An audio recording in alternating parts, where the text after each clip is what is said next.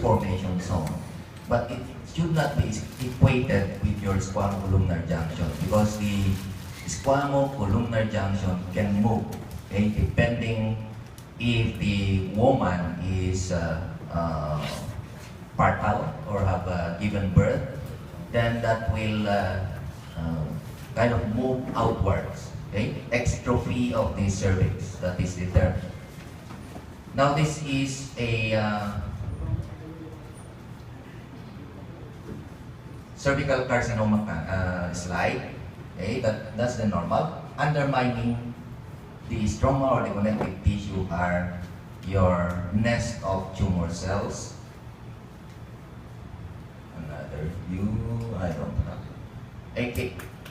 Okay, this is a higher magnification view, and all of these are tumor cells. Okay?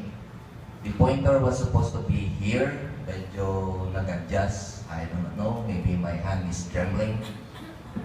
Okay, so just to demonstrate the interface between the tumor and the underlying connective tissue. Okay?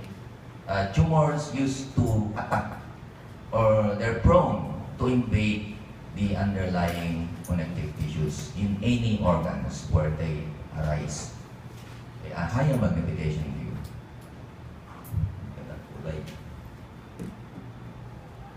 Okay. This is another slide, not in any order, but as you may notice, this is from this. There's an overhanging edge, okay? And these are epithelia. There is a discontinuity of the epithelium, as you will notice. So what is this? This is an ulcer, okay? This is the edge of the ulcer. Pwede natin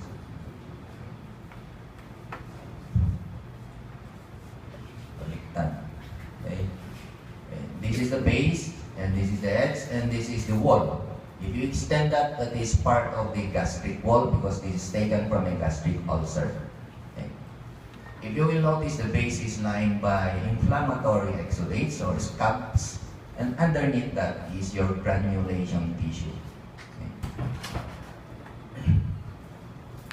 Higher magnification view of the inflammatory exudates on top of the ulcer. And you will notice here the granulation tissue.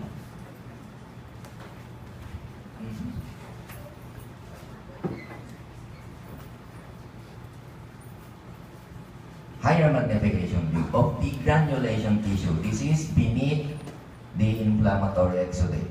Okay? Oh. What is pointed here, okay, are the blood vessel sprouts, or your new vascular sprouts, or new blood vessels, or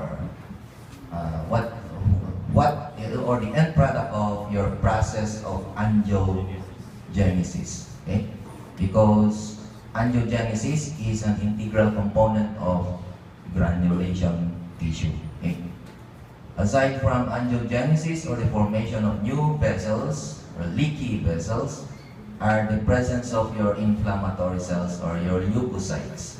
Okay, they're scattered all over the place. And of course, mixed with them are your fibrocytes, which are also trying to build a fibrous scaffold or a framework for the reepithelialization of the ulcer. Okay, so granulation tissue.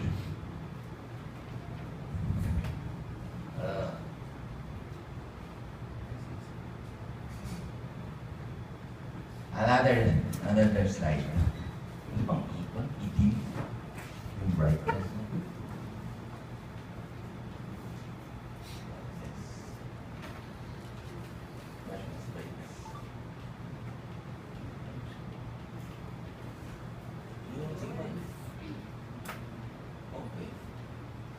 Better?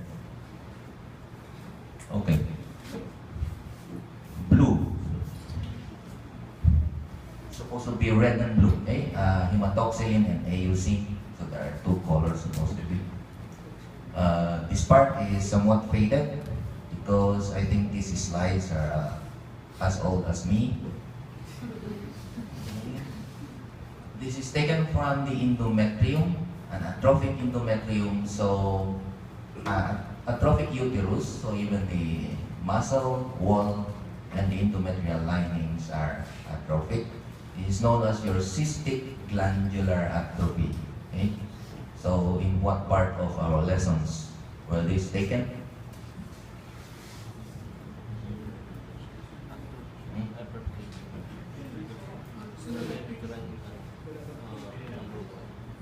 Aging, adaptation, cellular injury. Okay. So this is an atrophic endometrium, cystic glandular atrophy. There are cystically dilated glands, and the rest of the glands that you see are small or atrophic or have shrunk in size. Even the thickness is lessened. Normal endometrium will be thicker, okay? And there will be more glands that you see. This is shown because there is also a adaptive condition, your hyperplasia, which will show cystic dilatation of the glands. So that's a caveat. Okay? You should differentiate your cystic hyperplasia from your cystic glandular atrophy.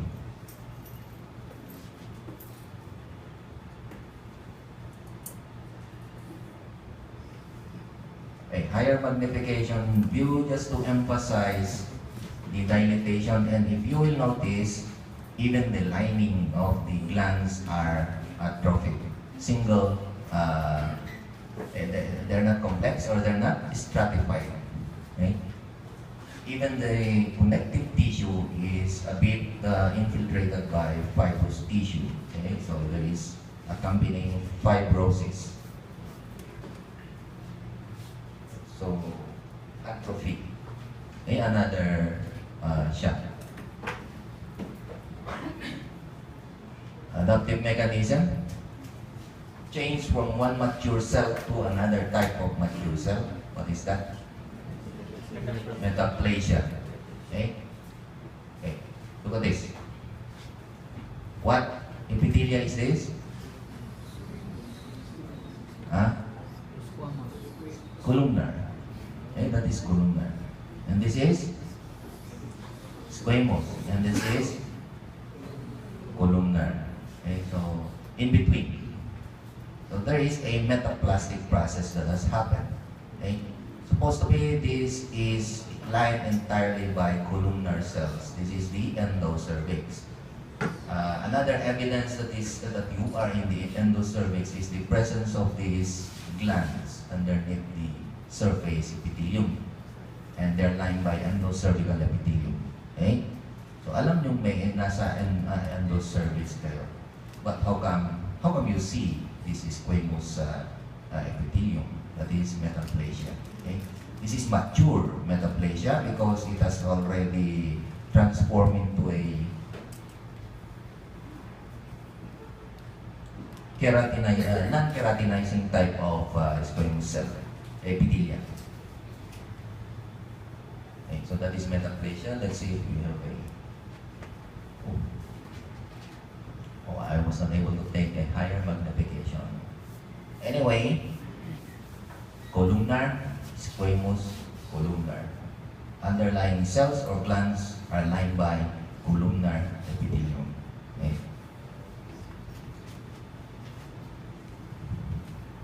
Adaptive mechanism. This is in the prostate. Okay. Nodularity under scanning magnification. The presence of proliferating glands. Okay.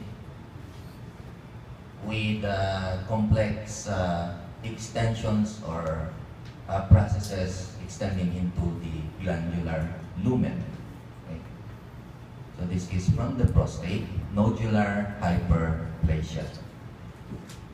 in nodular hyperplasia of the prostate, it's not only the glands that proliferate, but the stroma.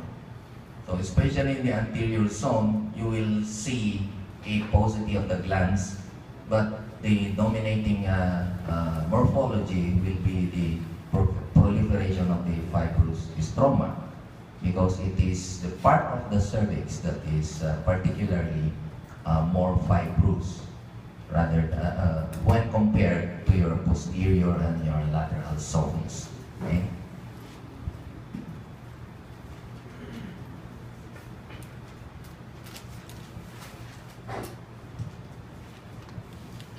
Okay.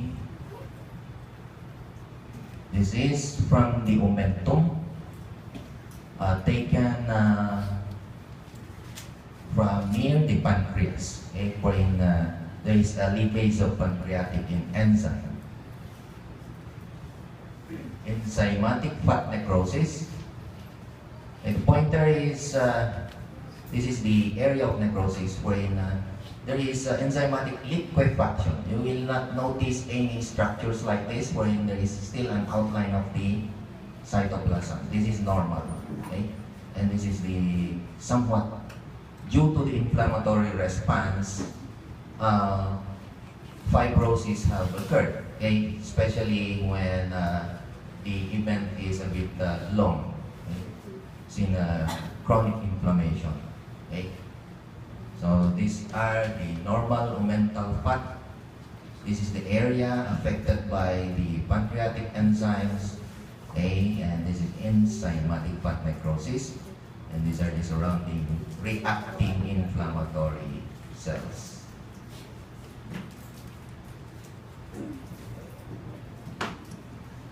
A higher magnification view. Look at this. These are just the junction. Okay? You can no longer distinguish the outline of the adipocytes. Okay? At least here you will notice fat cells with their nucleus. They're still viable. Here you will not notice any blue nuclei.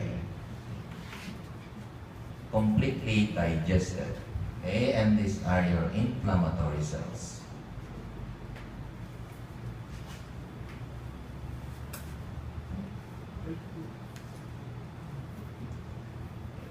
From the lungs, I think this is immunology, immunopathy. Okay? Just to demonstrate the immune reaction elicited by your Mycobacterium tuberculosis. So, bugs or microbes are supposed to be taken care of by our immune system. However, maybe are not our immune system cannot totally eradicate these offending microbes. One of them is myco-TB, okay? And this is the reaction that they elicit in the lungs. Nodules. What do you call these nodules?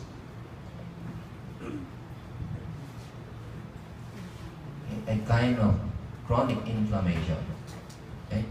Granulomas or granulomatous inflammation. Okay, these are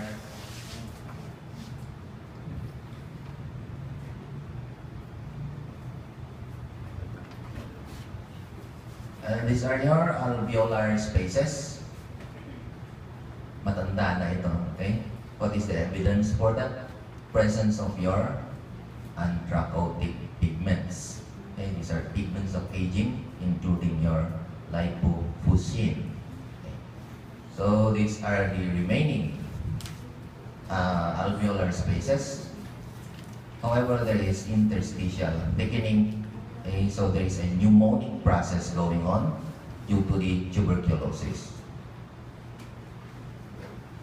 Okay, higher magnification. You can now view this one, identify, and then, okay, so what is that? Huh? What particular cell is that?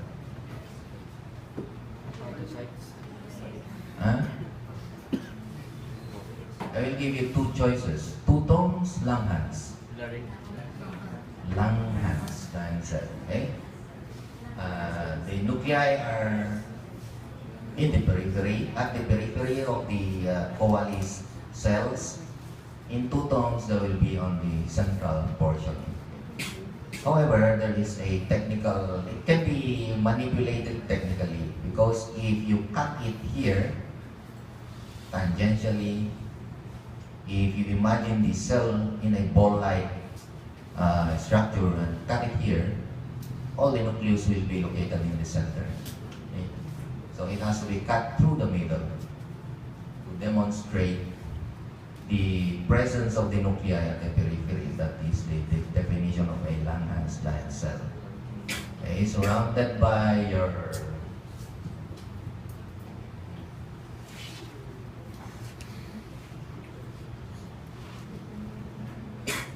epithelioid macrophages or histiocytes, okay, forming your granulomas, and the rim of your lymphocytic leukocytes.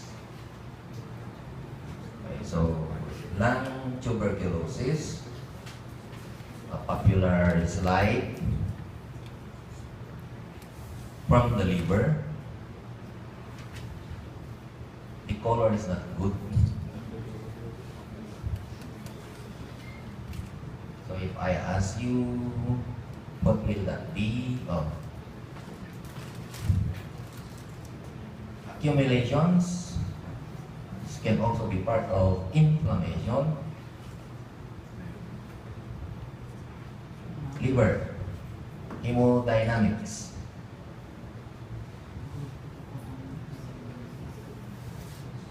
Intracellular accumulations.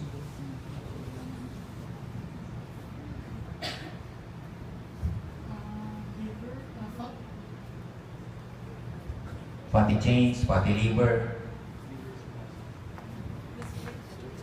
This picture is even older than me. Okay. So one of the changes, cellular changes that was observed by the pioneering pathologists up to the time of Leeuwenhoek, okay, when he invented the microscope. Fatty liver, so intracellular accumulation of fat or lipids in the hepatocytes. Okay. Is it still part of adaptation?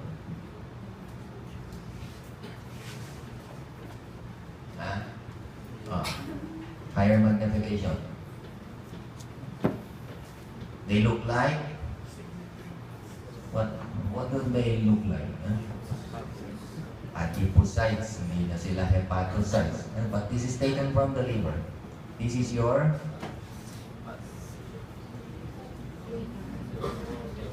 hepatic triads. Okay? Triads. Okay?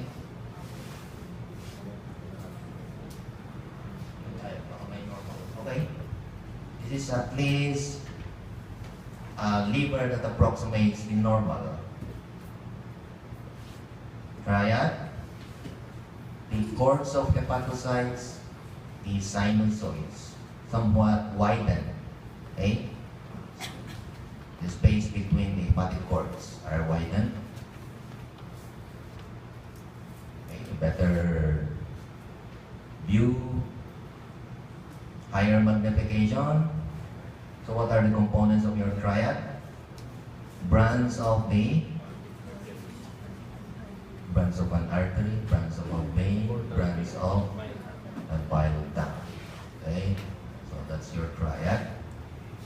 And that is your, if you follow the histology of the liver, what zone? Zones na. It's no longer lobes. So, Zone 1, Zone 2, Zone 3. Zone 1, intermediate zone, and the third zone, which abuts what? Part of the hepatic blood supply. Your so-called Central vein. Okay.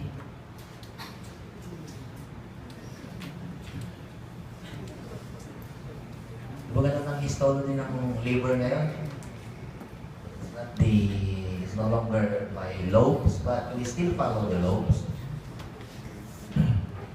for clinical purposes. But while studying the liver, it's by the zones. First zone is the most vascularized intermediate to the least vascularized zone 3.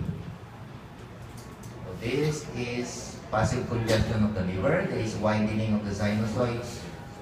In some, you will see red cells and white cells. Okay, I think that is the last slide.